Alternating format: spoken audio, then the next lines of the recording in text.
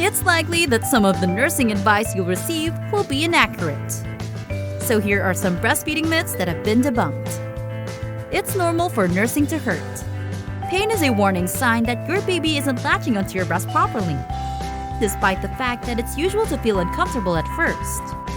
Instead of focusing solely on your nipple, she should expand wide and suck your nipple and breast deep into her mouth, massaging milk out of your breast with her jaw and tongue, explains Parents Advisor Jane Morton, MD, clinical professor of pediatrics at Stanford University and a breastfeeding expert in Menlo Park, California.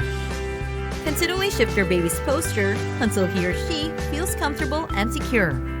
You'll both get it perfect with a little time and patience. You need to toughen nipples for breastfeeding.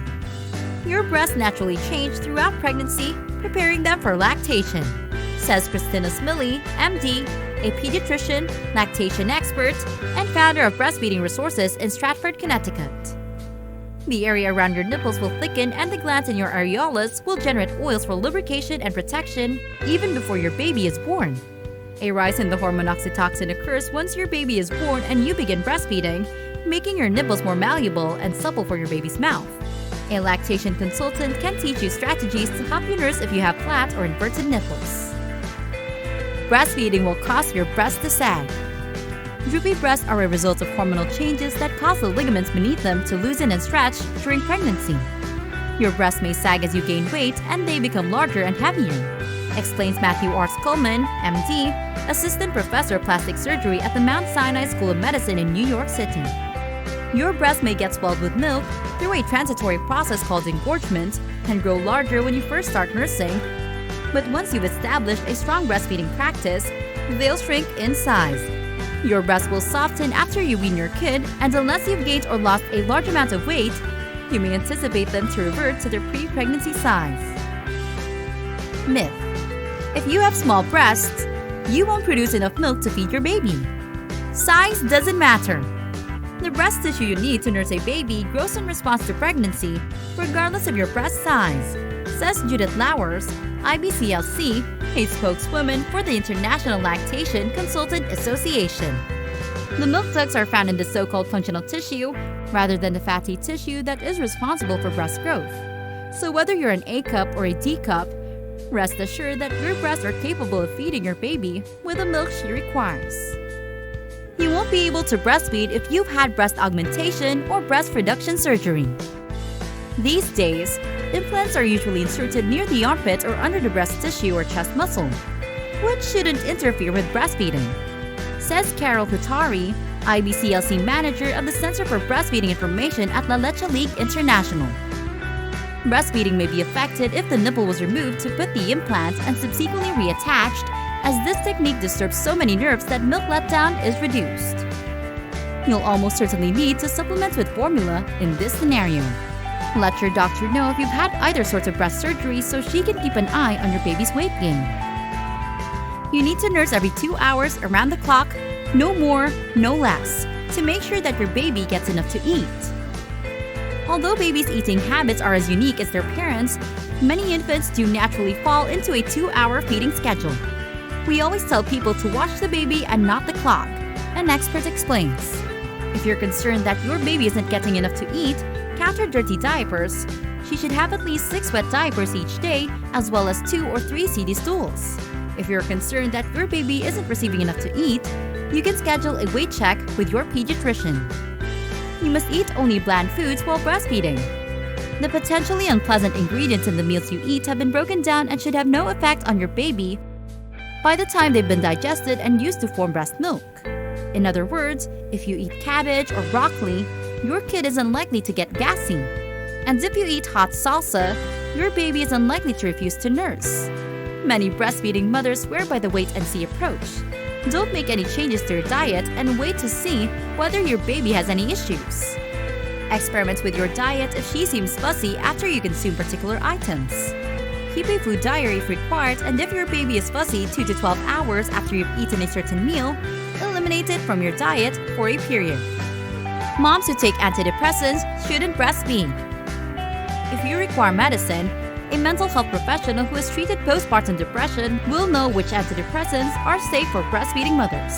If you are taking antidepressants while pregnant, Continue taking them to limit your baby's exposure. Breastfeeding will make your baby clingy and dependent. Bettina Forbes, a certified lactation counselor and co-founder of the Best for Babes Foundation, an organization dedicated to changing cultural taboos surrounding nursing, says that studies have shown that babies who benefit from the attachment of breastfeeding tend to be more independent later in life. If you give your baby bottles of pump milk, she will refuse the breast. Most babies have little trouble switching from breast to bottle.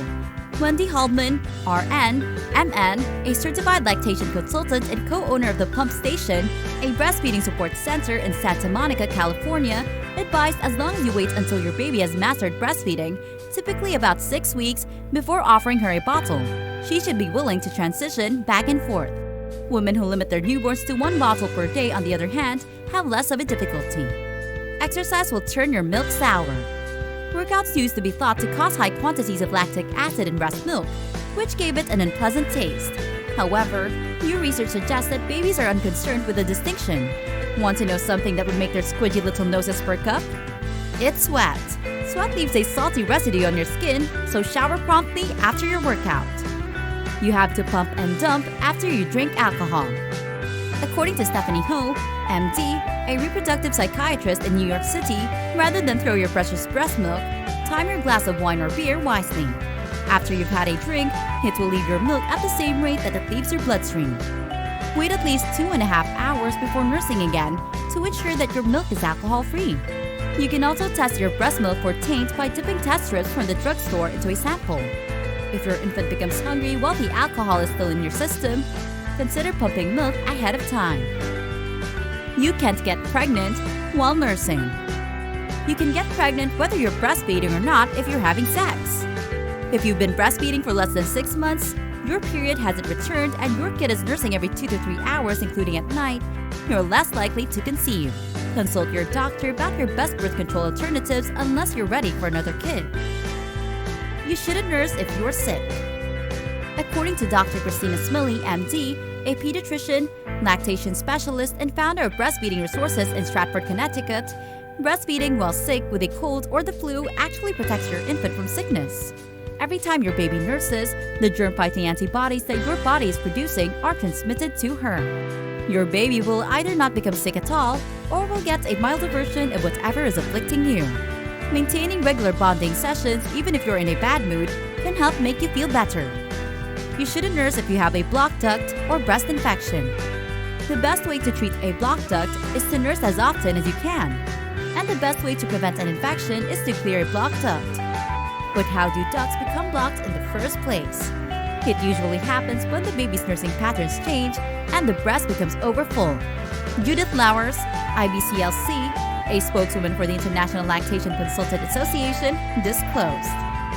In addition to regular nursing, using heat, such as a heating pad or a warm washcloth, prior to nursing can assist clear a duct. Also, make sure your bra isn't too tight, and stay away from underwire bras which can compress the duct. If you acquire a breast infection, see your doctor right away because you'll need antibiotics.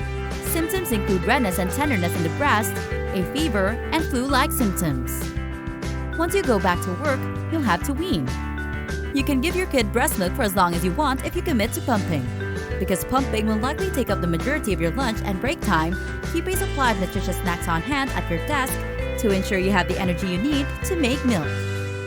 Fruit, protein bars, almonds, and nutritional drinks. Drink plenty of water, at least 8 glasses per day is recommended. If you don't nurse, you're a bad mom.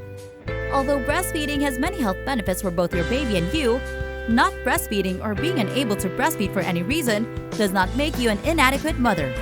Move on after feeding your kid a formula that you feel happy about. Your child will flourish with your love and care whether he eats breast milk, formula, or a combination of the two. So which of these myths have you used to believe? Let us know in the comments section below. Thanks for watching.